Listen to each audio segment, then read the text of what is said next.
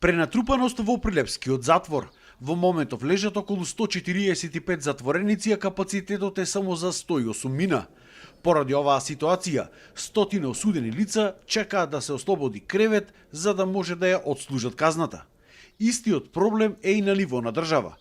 Во моментов, околу 2400 лица издржуваат казна по сите затвори низ Македонија, а за да отслужат казна чекале уште околу 2500.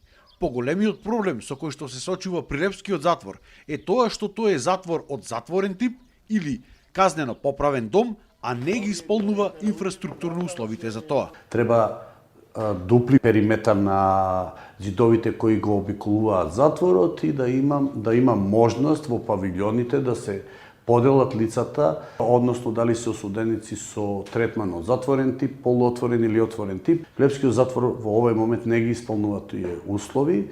Во период од неколку години Прилепскиот затвор повторно да биде КПУ, односно казнено поправна установа, но најнапред треба да се подготви комплетниот пенитенцијарен систем, односно да се извршат одредени инвестиции во затворот во Идризово, во затворот во Шутка, во Штип и во другите затвори за да се обезбедат услови.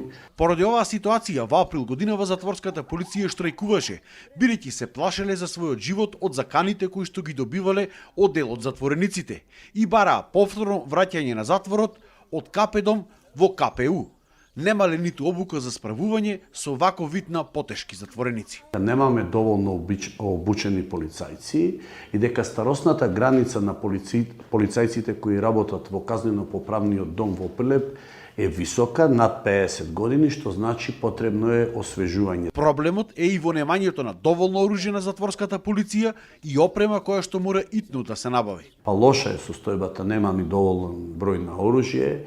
Вработените во затворската полиција од 2017 година воопшто немаат добиени униформи и интенција наша е и на управата да набавиме униформи. Дел со средства од затворот, дел тоа од опремата да набави управата за извршување на санкции. За справување со оваа ситуација, управата на затворот во последниве неколку месеци максимално ја засили дисциплината, ги одзеде сите мобилни телефони и оптимално ги искористува расположливите ресурси за избегнување на било какви инциденти.